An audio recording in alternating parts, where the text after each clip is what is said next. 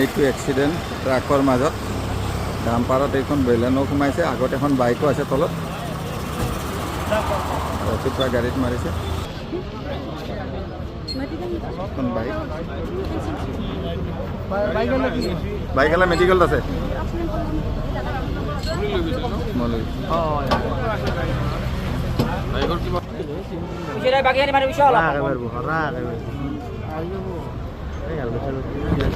টানক টানক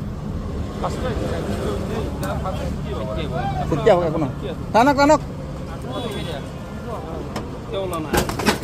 টানক টানক টানক টানক টানক একো নহয়